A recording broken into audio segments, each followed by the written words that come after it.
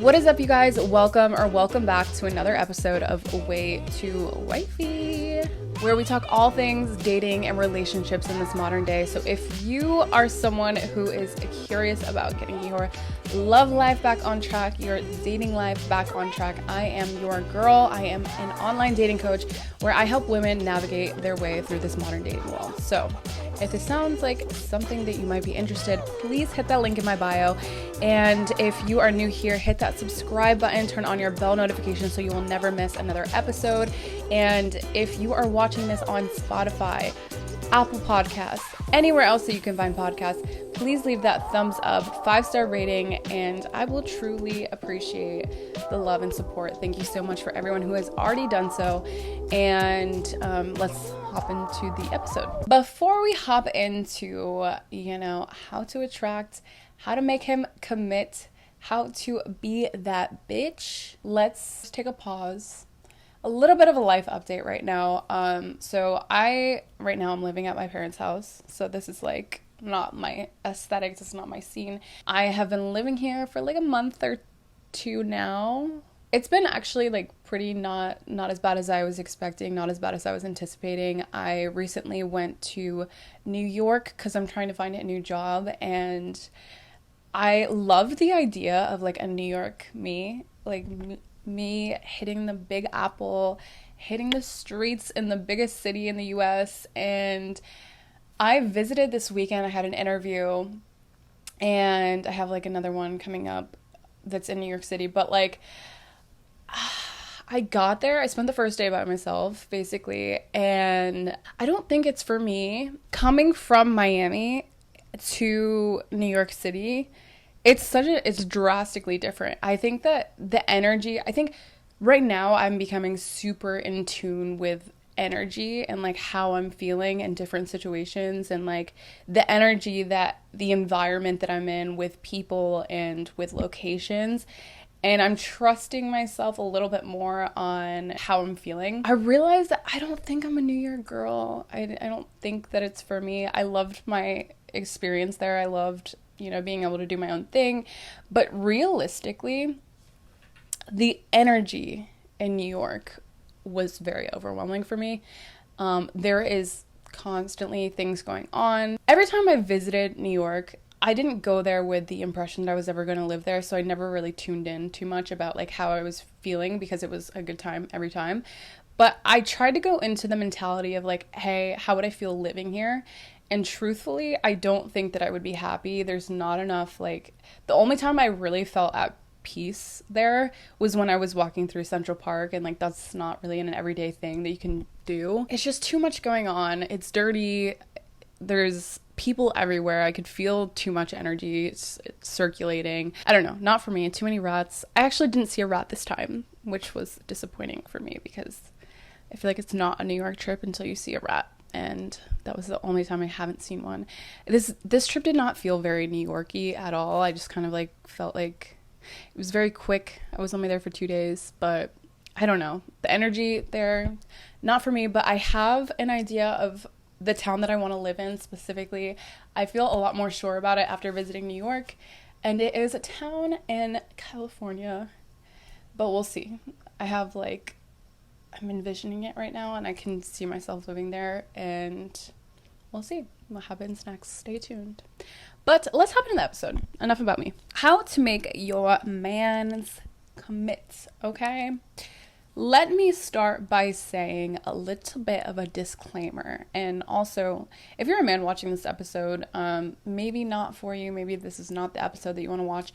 However, if you want to stay and get a little insight, see if I'm spitting facts, which I always do, you can stay. That's fine. If you're just here to support, love you, thank you. A lot of my guy friends watch this, so shout out to y'all. Disclaimer, first of all, we're disclaiming the fact that you cannot make someone commit to you if they do not want commitment, period. It doesn't matter how great you are. It doesn't matter how lovely, how hot, how much you have to offer someone. If they are not in the frame of mind where they are ready to commit to someone, they're gonna fumble you every single time. And do not let that affect your self-esteem, because truly it had nothing to do with you. It had everything to do with the fact that he was not ready for a relationship, and you did not play a part. Don't try to stick around and make him see what he's missing when there are so many other guys who are ready and willing to settle down with you. We're scratching that this year. That's not even attractive. It's not cute anymore. If you don't know what you want, if you're not sure about what you want, keep it fucking moving. Or if he's not sure about what he wants, keep it moving. We're not wasting our time because our time is very precious. I'm a huge Steve Harvey fan. One thing that he has said that has always stuck with me, this has been years now, ever since I read that book, this one piece of information has always stuck with me, is until a man is sure about who he is, what he does, and how much money he makes, then he's not going to be able to fully commit himself to a relationship, because that is like, in a man's mind, that is their focus typically 9 times out of 10, okay, in life. If they're not secure in that, they're not going to be secure in a relationship. If they're lacking direction, they're not going to be able to navigate a relationship. They're not going to have time to invest in a relationship. So until he is sure about how much money he makes, what he does, and who he is, it's not going to work. It could work, but the thing is, like, you can't expect those kind of people who don't have those 3 things figured out. That kind of man is not going to be able to fully commit himself to the relationship in that current phase of his life. So if you're in a relationship where he's not sure about those 3 things and he's still trying to figure it out, that's fine. However, you can't expect to have yourself a priority in his life when he's still trying to figure out and make himself be the best man that he can be. I used to get super, like, not mad, but I used to, like, not take well to when I was in relationships, and like my mans at the time would be so focused on work and never had any time for me. It's fully because he was still building. He was in the building phases of his life. And I think that's why a lot of men now aren't willing to fully commit themselves to relationships. That's why a lot of people are staying single right now. I think a lot of men are staying single because they're not seeing the value that women are bringing into relationships. So it's like, why don't I just stay single, focus on myself, focus on building myself and my career path and making money and, you know, dabbling in women whenever I feel the need, that urge to do so. I think a lot of women are staying single because, like, why am I adding pressure to my life? Why am I adding, like, this anxiety that this guy's gonna go off doing his own thing? But what I think a lot of men don't realize is that when you find a girl who is a down bitch, a ride or die bitch, she's going to add value to your life. Like, she's going to multiply what you are bringing into her life. Any woman who is a quality woman, I don't even like saying high value anymore. I think that term is, like, so overplayed out, but like an actual quality woman is going to be down for you. She's going to add so much more value than you can even imagine, besides just, you know, having sex. There's so much more that a good woman can bring in. I'm going to get into what exactly those things are and that a woman can bring to the table. I'm going to get into some things that you can do, some roles that you can play without playing games. I do not support the game playing at all. But I'm going to get into some things that you can take away from this to hopefully open your mind up, be that wifey ass bitch, make him commit, make him obsessed with you. I swear to God, as soon as I started realizing what it is that men want and playing into my divine feminine energy, you know, I just started attracting a lot more quality men in my life. So I think it's really easy for a lot of women to think, like, especially if you're that strong, independent, boss bitch, don't need no man for nothing girl. If this is you, I just take a second. What does a man really want? Because if he can fully support himself and hopefully another person, hopefully a family, if that's what you want, he's not going to care so much about how much money you're making or what you do for a living. Like, it's just not something that most men care about. And I think that the more men care about what it is that you do for a living, if he really wants you to be successful, what that says to me is that he wants you to mother him. Like, he wants to play into that role of, like, I don't have to try so hard, the pressure's off my shoulders, where it's like, I don't I want my man to be proud of me, proud of the things that I'm doing. I want him to fully support me in everything that I do, but I don't want him to expect me to, pick up the tab. I want to do that because I want to do that for my man, and, we can go back and forth, whatever. But I don't want him to expect that, or like, why isn't she pulling her weight? Like, that's not attractive at all to me. But what is it for you that you want? Don't take it and run. It's whatever is going to make you happy at the end of the day. We're going to get into these 6 things as a very feminine energy, getting back into your divine, making him obsessed with you. These are the 6 things. So number 1, I think a lot of times nowadays it's really easy for guys to be like, I don't want to be tied down. I don't want to be in a relationship because I think that it's going to drag me down. I think that's where my life is going to stop being exciting. That's when my life is going to come to a halt. When in reality, in actuality, I think a good relationship that is actually bringing value into your life, that is when the journey should really start getting going. Have an exciting vision for what a relationship means. So for instance, for myself, I think that I bring a lot of adventure into people's lives. I bring a lot of excitement. We're going to be out doing stuff. We're going to be out traveling. This is what I see in my future with someone else. But I go on dates with guys. Whenever I am talking to them, I don't say necessarily oh, this is what we're going to do. This is how I see my own future with my future partner is we're going to be going on adventures. We're going to be living life to the fullest. We're going to be traveling together. I want us to inspire each other.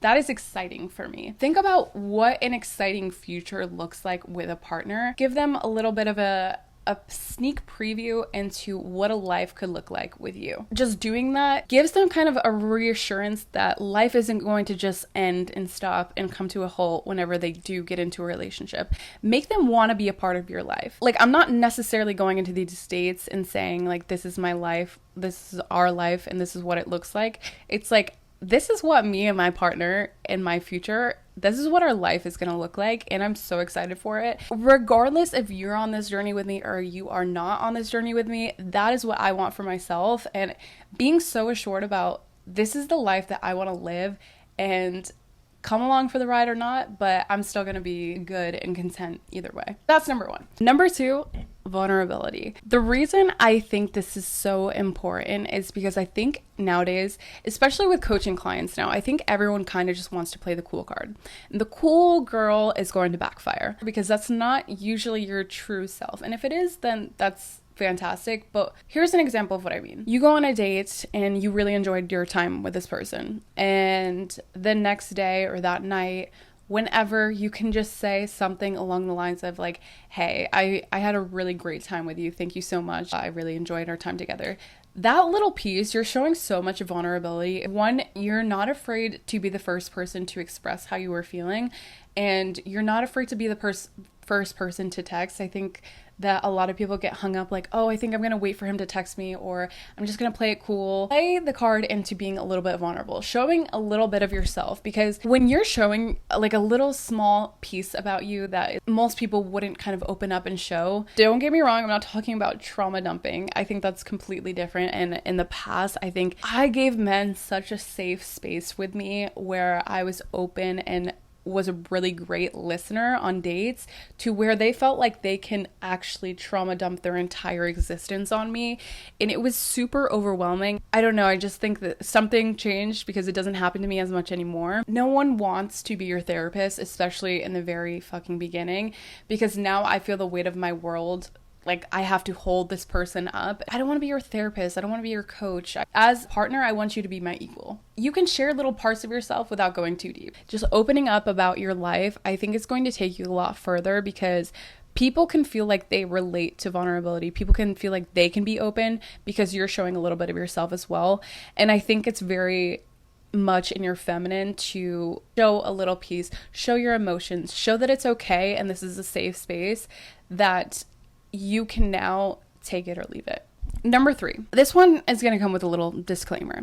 I don't think that if you truly are not at peace with yourself, this is going to be a really hard one for you.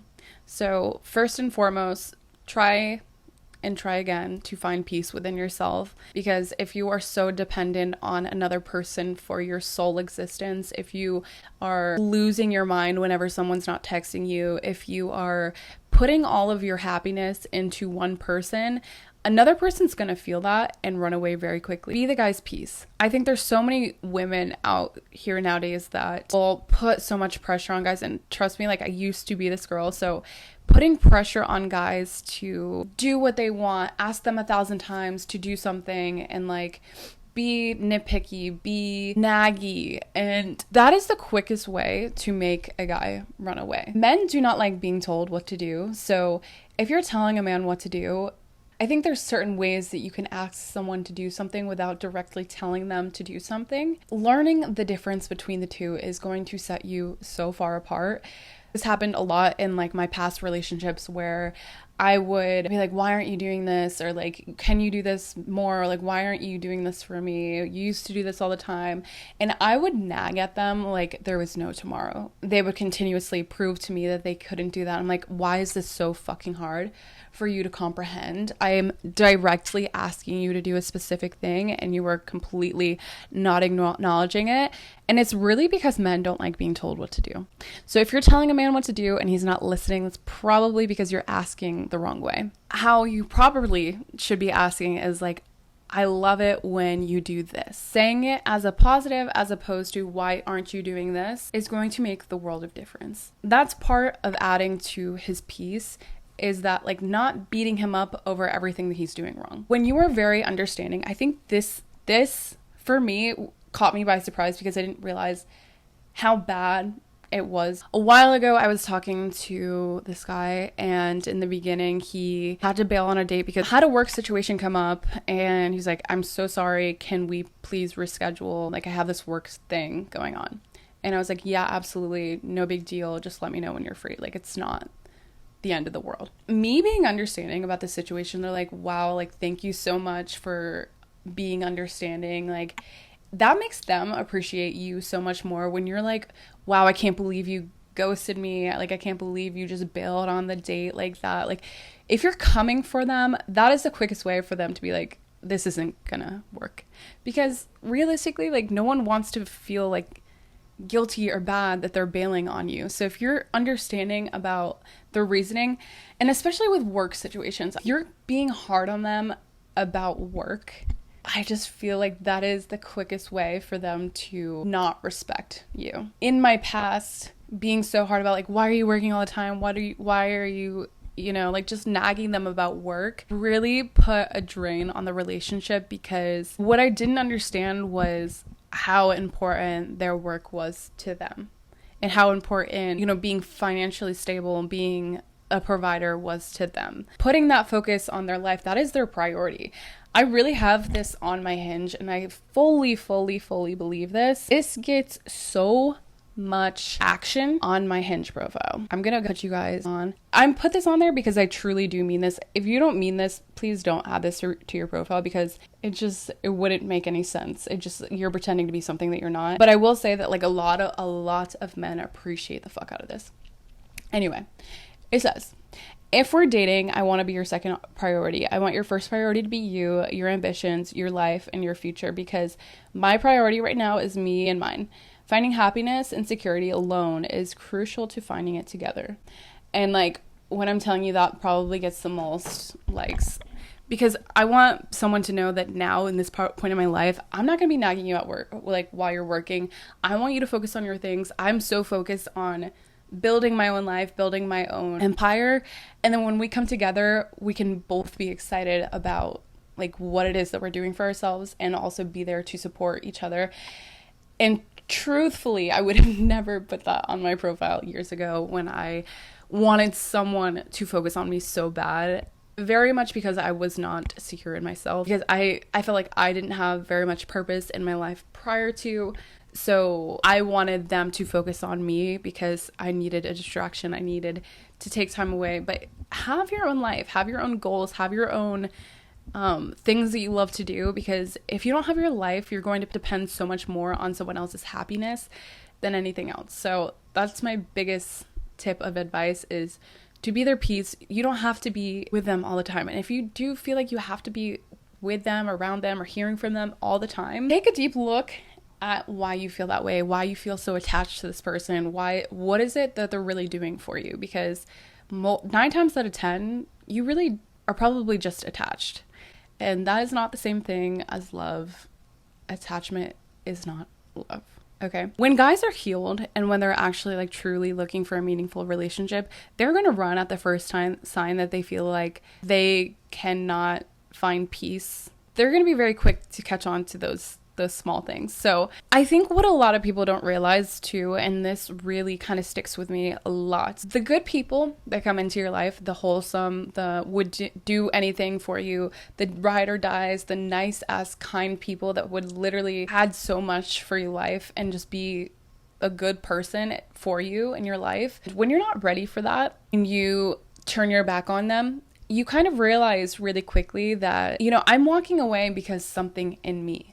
I'm not walking away because they're a bad person, that they would cheat, lie, steal, whatever. They're just an awful person. I'm not walking away because of them. I'm walking away because of me, and that's making me reflect on myself and what's wrong with me, that I feel like I don't deserve this good person in my life. I always think about this out of all of the guys that I have left because just like weren't good for me, or they just like ghosted me or like treated me bad. I have always moved with very genuine intentions, and I've cared for and felt very nurturing for people, and I've given them a very safe space and to just like talk to me comfortably. So when they leave, I wholeheartedly know that they probably still think about me, and like not in a cocky way, but I genuinely know that I'm a good person. So for you to walk away, I really truly hope that you have done the reflection on yourself. Think like, why didn't I deserve this kind of person? When you're walking away, you know that it wasn't me. That at the end of the day brings me peace. When you are bringing drama and bringing chaos into someone's life, they didn't lose without you. They're probably gaining a lot more than you could even imagine. But if you're bringing them peace, they're going to question like, why is it that I couldn't see a future with this person? Why is it that I didn't feel like I deserved this person? Why isn't it that I feel like I keep bringing myself back to that person? Because it's like, what went wrong? What was that missing? What was I missing in that situation? So thinking about it like that, I never regret any experience because I'm always moving with like very pure intentions when I'm like looking for relationships out of people. That is the last thing I'll say about the peace part. Number 5, and this is actually the final one. I don't know why I said 6, but 5 things. Being like a support system.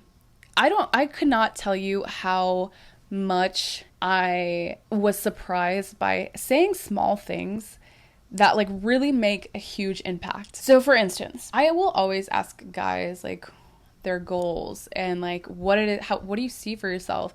Not only am I like gauging if I can really like see myself with this person in the future, do our goals align, but I'm also allowing them to talk about themselves and what's important to them. I know how I can support them, asking them about their days. And like, I think it's just really hard for a lot of guys to even bring up this stuff. I'm always asking like the people that I'm talking to, like, oh, like tell me about your project that you're working on. Like, I want to know about it. They're typically very excited to talk about those things. And because again, a guy is fulfilled when he knows who he is, what he does, and how much money he makes. So if you're asking him about those things in his life, he will probably feel very supported and appreciated in those senses. So being the support system for them, and then also being proud of them. I cannot even fucking wrap my brain around how much this has an impact on men, is saying like how proud you are of them. I don't think people get that enough.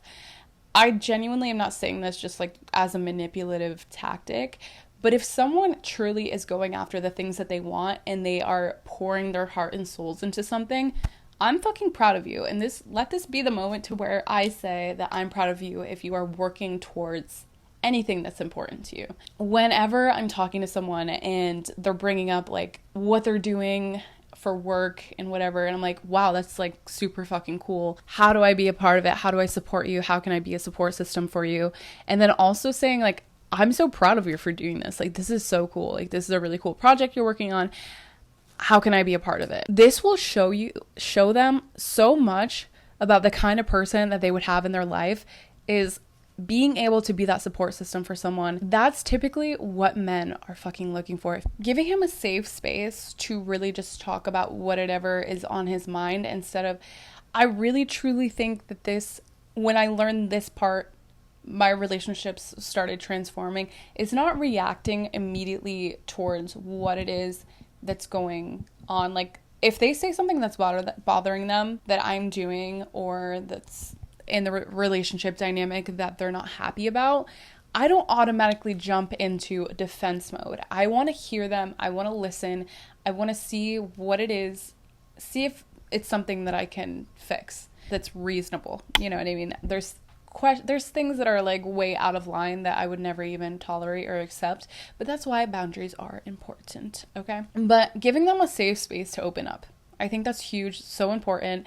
Men should be able to express how they feel. There's this TikTok that I found where this girl was talking about how her career was meeting up with guys as an emotional support system. Married men, asking them to meet up at hotels, not to hook up with them, but to literally talk about their feelings. And that just like wowed me, that like we are not doing this enough for men. But having that safe space for your man to open up and just be himself, open up about anything that he wants, so key. I also do think a lot of men, not all men, but I do think a lot of men need space to really process things.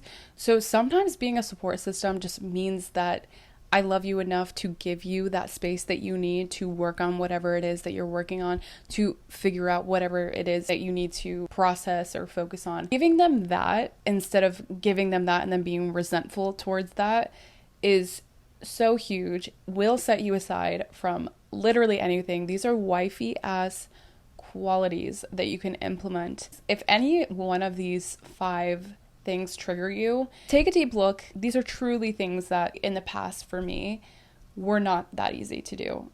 And it was truly because I was not secure and safe within myself. If you're hopping into a relationship before you feel safe with yourself, you're going to pick the wrong partner. When you pick the wrong partner, you live a very miserable life. When people say that being in a relationship where you feel alone is so much more lonely than actually being alone, I can promise you, I can assure you that that could not be more true. This is so important. So find security first. Keep in mind that you cannot convince anyone to tie you down, to lock it down, to secure the bag, to make you their wife. You cannot force anyone to do anything, because as soon as a man feels forced, and I have asked a lot of married men, or either divorced, not happy in their marriage, why they got married, and if they knew that that person was for them.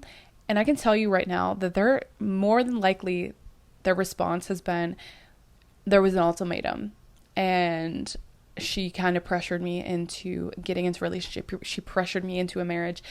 And I myself, my very first boyfriend, actually both of my boyfriends, I kind of pressured them into getting into a relationship, and they did it because they felt like I'm either going to do that or I'm going to lose her. And so we spent years together where we were both very miserable. So keep in mind that you cannot force anyone to live the life that you want with you, but I can assure you that there are people that want the same things as you. So stop focusing so much on people that do not want the same things. Focus on yourself. The right person will come along. I promise you. Have faith. Stay strong. You got this. And that is it for this week's episode. If you enjoyed this episode, if you got any value from this episode, please hit that thumbs up, leave a comment. I love hearing from you guys. And then also, if you wanted to look into coaching, please hit the link in my bio. While I'm at my parents' place, it's kind of hard for me to schedule out meetings with people, so likely I'll be doing like single podcast episodes until I move into my new spot. There may be an occasional one or two that pops up, but for right now, I'm doing solo podcasts. That is it, and I will see you all next Tuesday. Thanks so much for watching.